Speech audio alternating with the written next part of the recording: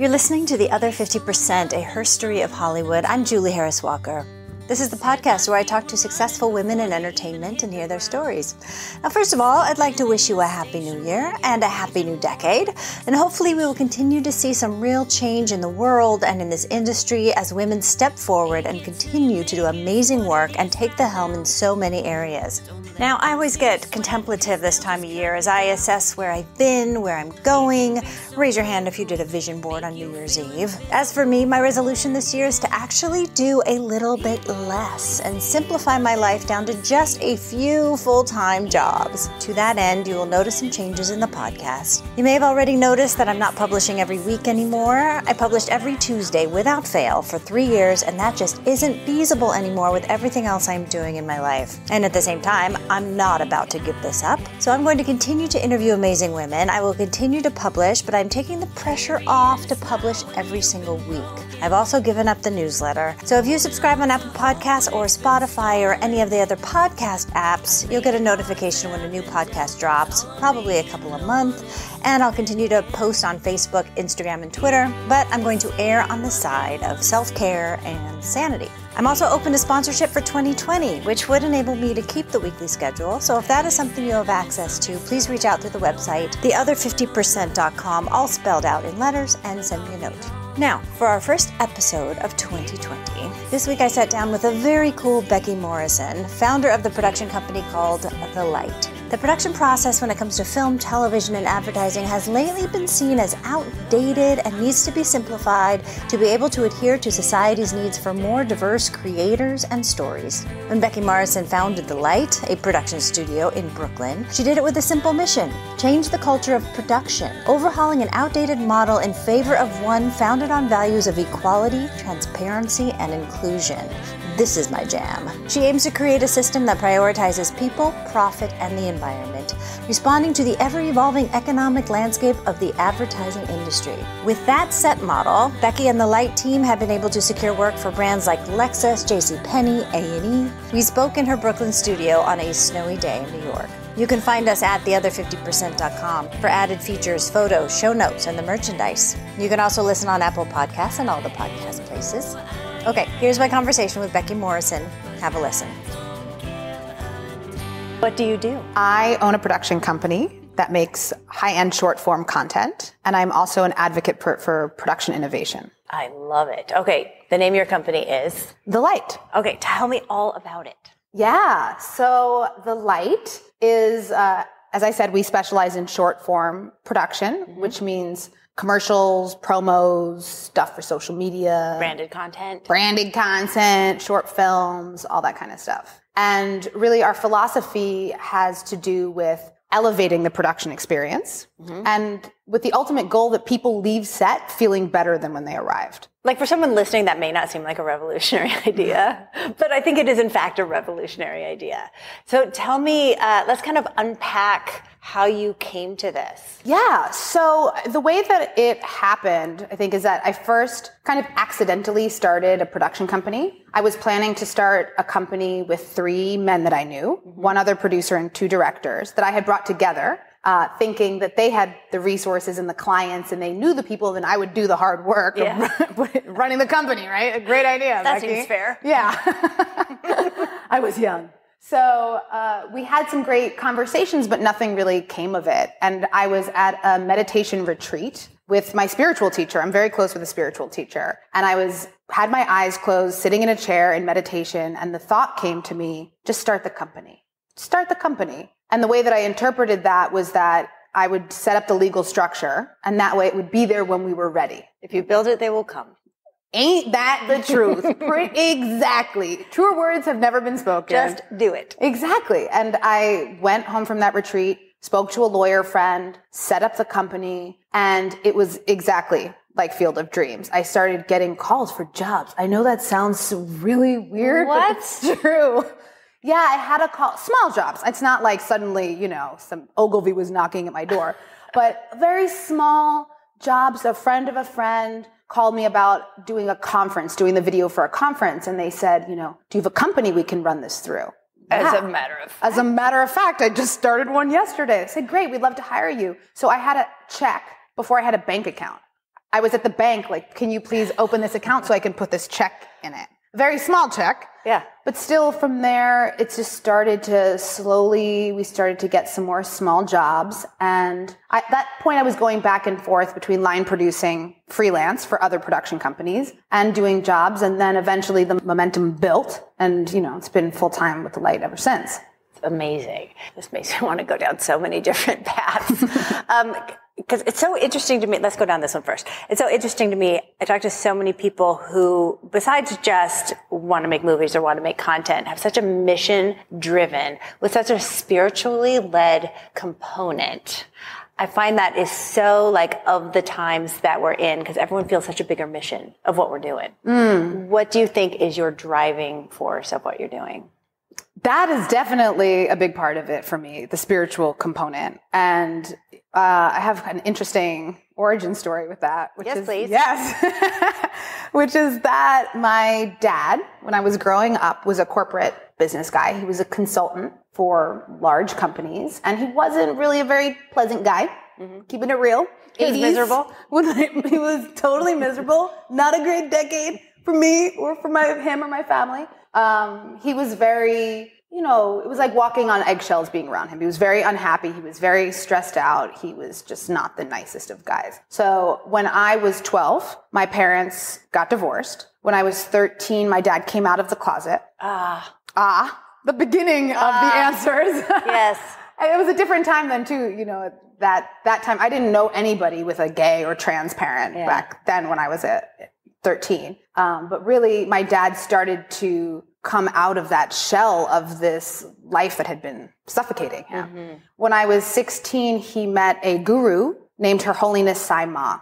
And from the moment he met Sai Ma, something activated in his heart, and he started meditating and becoming aware of energy and going to these workshops. And at the time, I was like, there was nothing I would rather do least than sing Hare Krishna songs with a bunch of middle-aged people in somebody's living room. I was not into that. And also, who is this guy who was my father? Just wait. So that's when I was, in my teens, in my early 20s, he felt that his corporate lifestyle just didn't fit him at all anymore. And he gave up all of his belongings and he moved to India. What now? Yeah. My boyfriend at the time, I was like, get the van, right? We got a big screen TV, got all his clothes, all his stuff. I was like, yeah. And my dad moved to India. He lived there for a couple of years. And while he was there, he took vows as a Hindu monk. And he changed his name from Paul Fairstein to Swamiji Parameshwarananda. Came back from India wearing white sheets, shaved head, bindu, his third eye, radiating light and radiating love. So you saw it. It wasn't just my dad has gone off the deep end. No. You saw him transformed. Completely. He came back really a different person and a much better person. So seeing that, and he still is, he's here right now, actually. He's still Swamiji. He's moving back to India permanently now in January. So he's maintained that ever since. I mean, is he here? He's here behind this door. Come on in, Swamiji. No. He's here on planet Earth. So having witnessed that transformation in my dad had a profound impact on me in so many ways. In one was just realizing that really anything is possible. Yeah, and maybe there's something to it. Absolutely, there's something to it. Like, there is no doubt in my mind that Sai Ma is the real deal, and that work of transformation and work with light and energy has an impact. Mm-hmm. No doubt in my mind, because I have empirical evidence. Yeah. There's no way you could shake my faith in that works, because I've seen it work in my dad, and it completely transformed my life as well. Okay, you have the data. I got the data. Okay, so then what did you do? Well, I grew up in New York, so let's just say also I had the entrepreneurial spirit from a young age, not always on the right side of the law. I had I hung out with a lot of skateboarders and graffiti writers, and I was really living a kind of very fun 90s New York street life. Rent, basically. Rent for kids. It was more like kids. Yeah, exactly. Kids? Oh, God. Yeah. I grew up with all those kids. Oh, my God. That was horrifying. That movie. So I myself got involved in some dark things. I woke up one day when I was 20, realized I was myself a drug addict and had dealt with a lot of loss. I had 5 friends, including my best friend and boyfriend, die of drug overdoses. Oh my God. All of this stuff is happening. And kind of around the same time that my dad is going through his transformation. And I started to emerge from that and discover meditation as well. And I realized, I was like, oh wait, this is what my dad has been talking about. And through being around Saima, I started getting a little curious, going to workshops, and through really being in the presence of an energetic master in that way, all of that darkness inside of me really washed away, transformed. All those like nooks and crannies of yuck washed out through her love and light. And there's no bigger thing that's had an impact on my life, I would say, than that. Okay, take me back to, I wanted to hear the bridge between, oops, I'm a drug addict, and I'm having a spiritual awakening. Yeah. There's something in the middle of those. Okay, yeah. What was that part? Couple years. Like, did you go to rehab and get clean and then find a spiritual way, or what? No, I'm like, how deep do we want to go here? But it's up to you. No, it was really, I didn't go to rehab. I feel like for me, my rehab was that spiritual life, and that there was a lot inside of my drug abuse that had to do with my own cycles of self-loathing and self-destruction and shame. So much shame fueling all of that. And they were happening in tandem for a while. So I would go to these spiritual workshops. I would, breathe light into my brain. And then I'd go home to Brooklyn. I'd snort coke into my same brain. And I would feel so riddled with guilt that I was doing, like, what's wrong with me? Yeah, these things are incompatible. Totally incompatible. And like, how could I be taking this opportunity of everything I'm being given and then just destroying it repeatedly? And I think what happened is, just from being infused in that environment, is that I started to soften on myself, and the drugs really softened. I think that's a big thing. I moved more into the light, honestly, and the drugs were a part of the darkness for me. And as I moved more into the light, I just wasn't attracted to them in the same kind of way. And it was a form of rehab, essentially. Do you think the origin of both things are seeking the same thing? The origin of seeking the drugs or seeking the light? Yes, absolutely. I think it's the same hunger. Which is for? I think the hunger that we have is for God, is for spirit and connection and all of that. And that if we're not educated or we're not shown how to access that, then we try to find that in different ways, like through eating disorders, through drug abuse, through toxic relationships, or through other means. But it's that same hunger in us that can eventually lead us to, finding ourselves, really. It really is all the same thing. It is the same thing. How did that lead you to film production? Oh yeah, film production. It's all the same thing. It's all so connected. Film production, I went to film school. Go Violets. Yeah. I got out of film school. It was useful. I learned how to criticize French horror movies from the 1960s. Sure, I learned some generally useful things, but I didn't really learn how to get into the business. So I think this is the fatal flaw of NYU. Yeah. I mean, I don't know if they fixed that. I was there a long time ago, but everyone got out and was like, well, now what? How do I? Yeah, I don't know if that's specifically an NYU thing, or that's just like a college institutionalized education thing. I don't know. But certainly I would see all these productions filming on the streets of New York, and I'd be like, I want to wear a walkie-talkie. I want to be on that set. How do I get in? And I struggled with that for a little while. And then a very good friend of mine was a PA, a production assistant in commercials, and she couldn't do a job. And she asked if I wanted to do it. And I was like, yeah, yes, of course. So I remember the coordinator called me. It was a Funkmaster Flex Ford commercial. Never forget it. I think they only sold like 10,000 of those cars. But anyway, I was working on that. You helped? I helped. I was a part of the magic. So the coordinator called me, and she asked me, she said, Cody recommended you. So are you an office PA or a set PA? I was like, yeah, whatever you need. That's what I am. She was like, oh, okay, well, I'll keep you in the office with me then. I was like, great. So I had no idea what an office PA did, but I went to the office, and at that time we did a lot of faxing. For millennials who don't know what a fax is, you can Google it.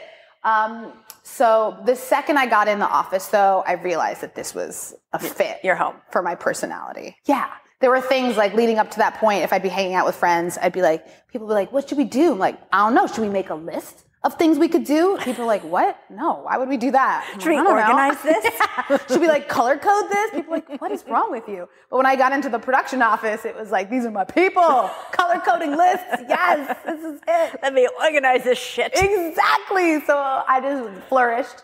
I worked on that job, and then there was another job, and they asked if I was available. I was like, yeah, because I had no other prospects. So you're I was available. I live here now. This is who I am. So I got that job, and then it kept going from there. So I started in commercials, and that's what I've stayed in for most of my career. I've worked in features a little bit, but it's almost because of coincidence, because that's the job I was recommended for first, that's what I still do. And it was just the right thing. Yeah, that was the right thing. Okay, let's talk about the mission of your company. I know part of it is, besides making great content, having diversity and inclusion and a pleasant place to be. Yes. Let's talk about that. Okay, I would love to. I'm really, I said that I am an advocate for production innovation. And one of the things I mean by that is I think a missing aspect in the conversation around inclusion is looking at the system itself. Mm-hmm. So I think that what we tend to talk about are putting, historically disenfranchised people or people who've been excluded from the system in the roles that currently exist, AKA putting more women, people of color, gender non-binary people in the roles that currently exist. And I think that that's where most people are talking. And I think that that's an important thing that we need to be doing as well. I'm not knocking that at all. Just make the current system look like United Colors of Benetton. Exactly, right? And that's what I think that that's where people think that that's what's going to create change. And that will create change. I absolutely agree with that. Some. And what I feel like I'm here to do is to introduce or to really stimulate a part of the conversation which has us reflect on the system itself. Because the system itself was created at a time, right? Will you take a mind movie with me, Julie? Back to 1915? Let's take a journey. Let's take a journey back in time. 1915, right? People still rode around in horse-drawn carriages, a lot of people. Nobody owned a refrigerator. The world was at war. Women didn't have the right to vote. South was segregated. This is that time, 1915. And this is really when the first organized model of production started to emerge in California. So if you look at that, and there was a few major players who were into setting up that system, one of them being Thomas Ince. There's also Irving Thalberg, these early studio guys. And particularly Thomas Ince, because he was from the earlier generation, if you think about that, he looked around at industry at that time, modern industry, and he thought, okay, I need to make more movies. Well, here, let me explain it like this, actually. So what happened was that when motion pictures first came out, they were clearly very popular. From day one, it was clear that this was going to be a sensation. We love it. We love those moving pictures. So the thing is that initially the director would do everything themselves. The director would write, direct, shoot, and edit one motion picture at a time, which means that you can't make very many motion pictures because it's a slow process. Right. Now, at this point in the country, people are lining up around the block to go to Nickelodeons, to go to these movie theaters. They're saying with their dimes in their hand, we want movies. And they couldn't make them fast enough. So the early Hollywood guys, like Thomas Ince, realized that if he divided the labor, he could make more than one movie at a time. We need a factory. Exactly. Well, Henry Ford had just revealed the assembly line, right, 1913. So this is exactly that. He looked around and he saw, factory. We can model this off of a factory system. The other thing he looked around and saw was war. It's World War I going on. We have a military system. That's why we call it a film shoot. It's why so much of the language of production is violent in its essence, right? We have a shotgun mic. It's all, we're going to die over here. We're going to kill it. We're at war. We're in the trenches, right? That assembly line militaristic model merged to create the production system we have now. That also sounds fairly male. Just on the surface. Understatement of the century. Just guessing. Yeah. And I think that like while the technology of filmmaking has evolved so much over the past 100 years, I mean, we have drones and VR, we have the technology has evolved. The production model itself has remained almost entirely frozen since 1920.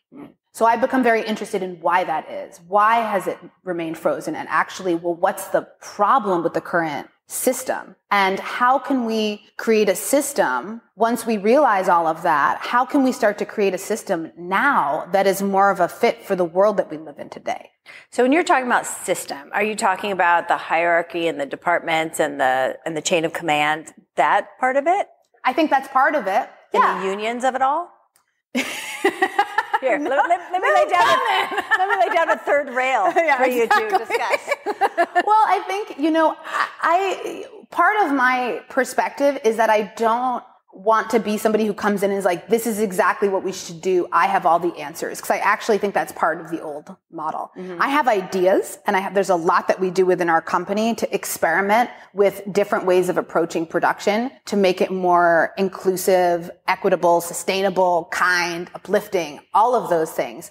And I also think that it's for everyone in production to start opening up our minds and start thinking, what are some different things that we could do? So when you ask about hierarchy, I think that's absolutely part of it, but that doesn't mean that right now I'm like looking to flatten out production and do something. Like, it's all collaborative. Right, exactly. Let's discuss all day this shot. Listen, key grip, your best grip is gone. Or I'm not looking to just, totally dismantle the existing systems. It's more of being in a space of discovery and inquisitiveness about what we could do differently. Mm-hmm. So what might that look like? Mm-hmm.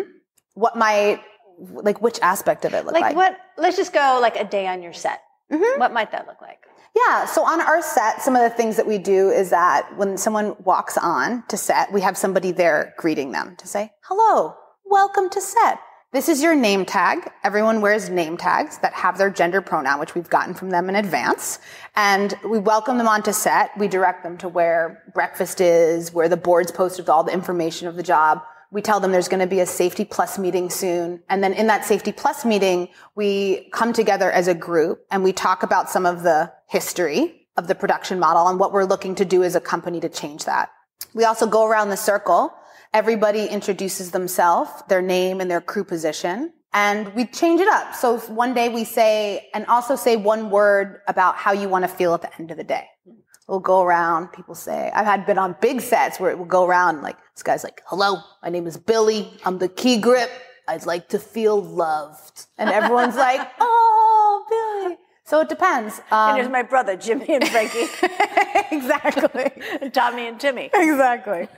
And then we do different things with the crew throughout the day. So we have different activities. We have a pop quiz, one where somebody goes and takes pictures of the whole crew. And then we have a scramble with crew members' faces, and everyone takes their name tags off at a certain point of day. And whoever can get their most names right, they win a prize. Yeah. It encourages people to get connected and learn people's names. We also do something called ICU, where each crew member receives a piece of paper with another crew member's name on it. And then throughout the day, it's their job to look at things that person does that contribute to the experience on set, write it on the paper. We collect them, we give them back. So they're all anonymous. So before you leave set, you get a note that somebody wrote about what you did. You get feedback, positive feedback. Yeah. We also do something called MVC, Most Valuable Crew Member. So people get to vote on their first, second, and third choice most valuable crew member who's, again, brought that contribution to set that uplifts everyone's experience. And then we come together and we announce it at wrap, and there's a prize and everyone's applauds and that kind of thing. Also, one of the things that we've done was we have redesigned the call sheet, because when we talk about hierarchy and boxes, I think the call sheet is a big example of that. So we've redesigned the call sheet to be organized around people's call time instead of their title. Their rank. Yep. And made it in a much more visual experience. Updated it for today, because one of the things that the call sheet typically has is like the weather on it and the nearest hospital, which is something, it's clearly a holdover from another era. So we're really looking to examine what are those things that are a holdover from another era that don't make sense now and just eradicate them. Because everyone just has their phone with information. Yeah. It's so interesting. It's funny because when I place you in a generation, like I'm Gen X, I think. And I can hear the boomers hearing you talk, like, what a bunch of nonsense. How do you get anything done? What is wrong with everybody? Everyone's so soft. This is what I'm hearing on this side. And on the other hand, I'm hearing like millennials and Gen Zs going, oh my God, what a lovely place to work. Mm-hmm. Have you gotten, what kind of feedback do you get from people you're working with? Great feedback. Yeah, maybe the people who have the terrible feedback aren't really giving it. It's possible. But I think one of the things that we really have done is made our production experience focused around the crew. And the reason for that is that it was designed, the model that we have now, so that crew were disposable cogs in a machine. Mm-hmm. That was the point. And abused. Abused. No, that's not an accident. All that stuff around abuse. One of the things I'll ask people at the beginning of the day is raise your hand if you've ever been yelled at on set. Raise your hand if you've ever left set feeling worse than when you arrived. 100% of people raise their hands. Yeah. And that's not an accident. It's actually part of the design. And what we're looking to do is to redesign it. So I think as a crew member, I don't know why you would be bothered by the fact that we call you in advance. We ask if you have any snack requests or if you have any dietary restrictions. We treat the crew as if they're Beyonce, basically, or the client. And we treat everyone that way. And we ask if they have any feedback, let us know. So I don't know. I'm not sure why somebody would be like enraged that we got the yerba mate they requested. It's like, I don't know why they wouldn't like that. I think a lot of people have said, like nobody has ever asked me that before. Yeah. Nobody's ever cared about the fact that I don't eat nuts and how are you paying your dues? Where's the struggle to get where you need to be? Yeah. Now, how have you seen this translate into the work that gets your outcome? So that's an interesting question because I think that, all of us, myself included, want to make the connection between a happy crew and better content. I don't know that is actually empirically measurable, or I haven't seen that. Where's the metric on that? Yeah, I don't know that that's true because I think you also have a lot of like great filmmakers throughout time, like Fritz Lang or David O. Russell, who are, notoriously awful to work with and make amazing films. Right. So I don't know that I can say if the crew is abused, the product is bad. Well, I think what you have to prove is if the crew is treated well, the product is still good. That is definitely true. That is definitely true. Yeah. And I think that,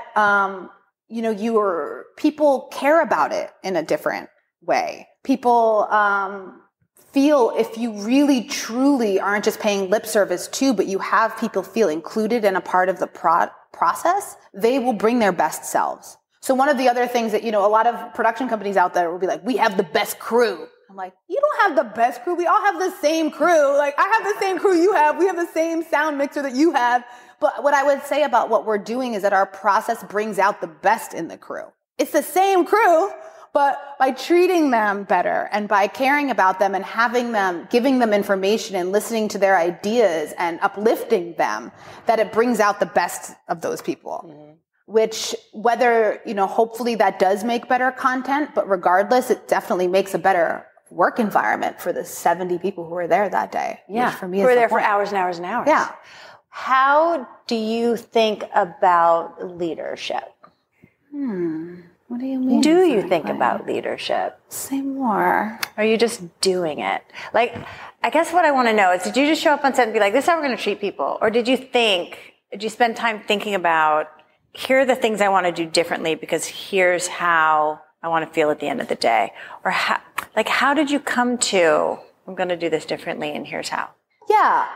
When I first started the production company, I think like many business owners, I was looking at how can we have our company stand apart from others, right? I got interested in this idea of branding the production experience. That's really where it started for me, is this idea that people would step on set with the light and they would know they were on set with the light. They wouldn't think they were on set with Anonymous or Hungry Man or Rat. They would know from the second that they walked on. So that idea, then I started, that's a cool idea. And I think that, we produce narratives. We're storytellers as filmmakers, like that our whole thing is telling stories, but why don't we have the production process itself be a narrative? So why don't we create something where, like I was saying, the second that someone walks on set to the moment that they leave, that we've created a narrative arc in their experience.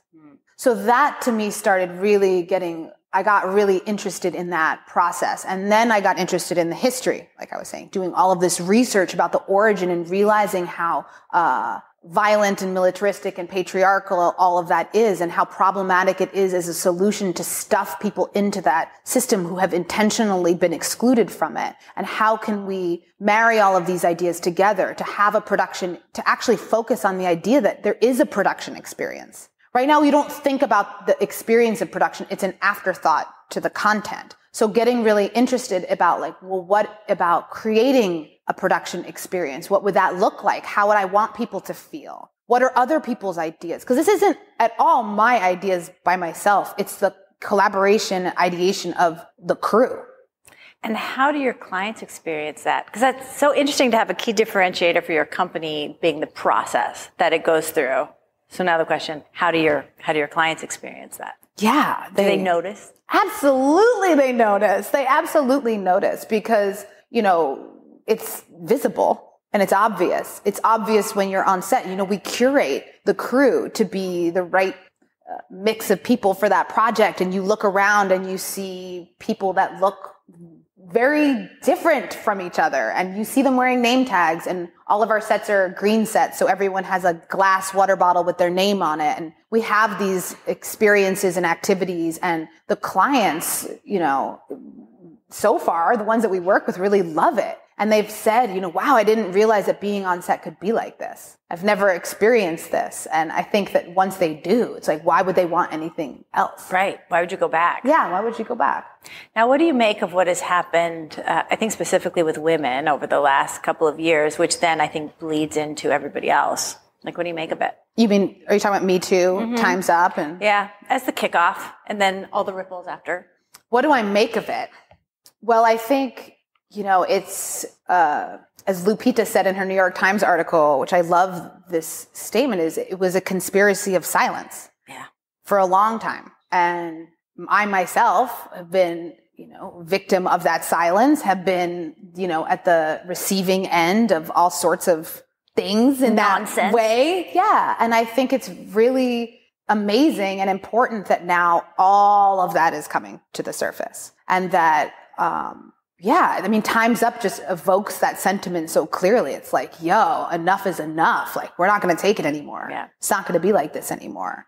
And I think that's it's an incredible time to be working in. And I'm really excited about then that idea of innovation. Yeah, exactly. It's not going to be like that anymore. So what's it going to be like? That's the thing. So what is it going to be like? So what is it going to be like? Yeah. What is it going to be like? What do you think our collective next steps are? I think first we have to acknowledge that we're operating inside of the system.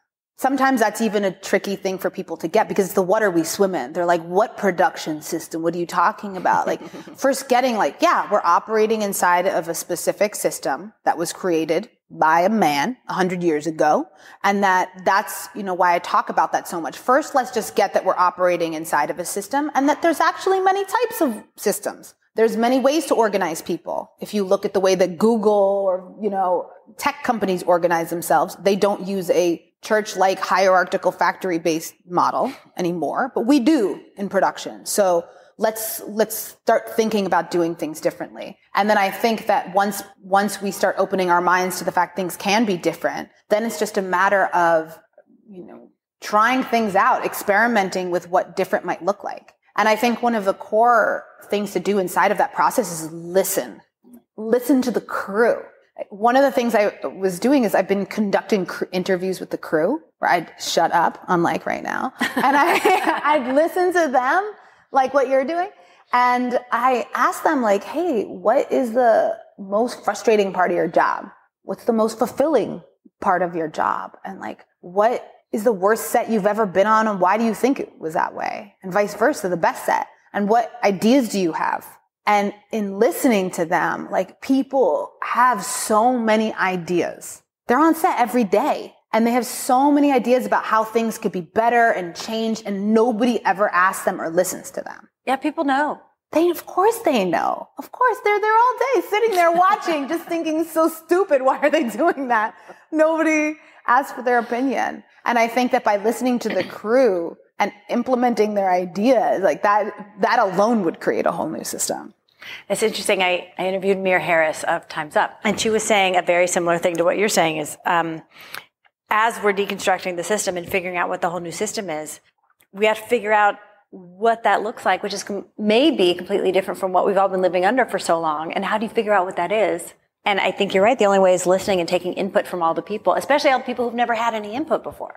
Absolutely. And trying things out. It's step by step. I mean, a lot of what we do is people's ideas, and we try it, and some things bomb and some things are great. And it's obvious because you have this collective feedback system, which is everybody's experience. So, the gender pronouns on our name tags, that was office PA, Emily, that works with us. It was her idea, and she suggested it. And I was like, oh, wow, okay, that's a bold move. Here we go. Okay, but I said that we'll try anything, right? And we did it, and it received such positive feedback, and it was such a great idea. And it's not an idea that I would have thought of. And so we do that now on every set because it's a good idea. And it was Emily's idea. So it's like doing those kinds of things over and I've thought of things that like totally sucked. And I've gotten up there in front of the crew and I've said things I've bombed. It's like, then I just don't do that again. Yeah.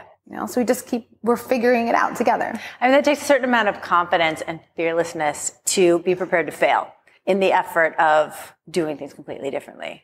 Did that take some time to get there, or is that just who you are? I think when we have something that we feel like our life is in service of, that becomes the guiding force. And for me, I know that this is what my life is for. Mm-hmm. And if I spend the rest of my life having this conversation or rallying for an innovative and new production system, I'll live a happy life, whether or not I succeed. And part of that means that I'm going to embarrass myself.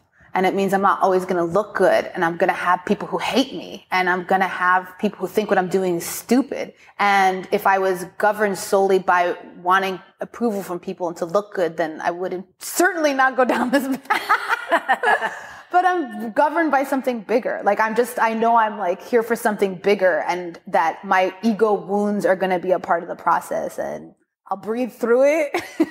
I'll only love myself through it. I got a Swami as a dad. I got a guru. So You'll be fine. I can fix whatever wounds go. Yeah, but that's, just here for something bigger. Well, what I'm hearing is that it's not about you. That too. It's not about me. Exactly. It's not about me. Okay. And even so, what would wild success look like?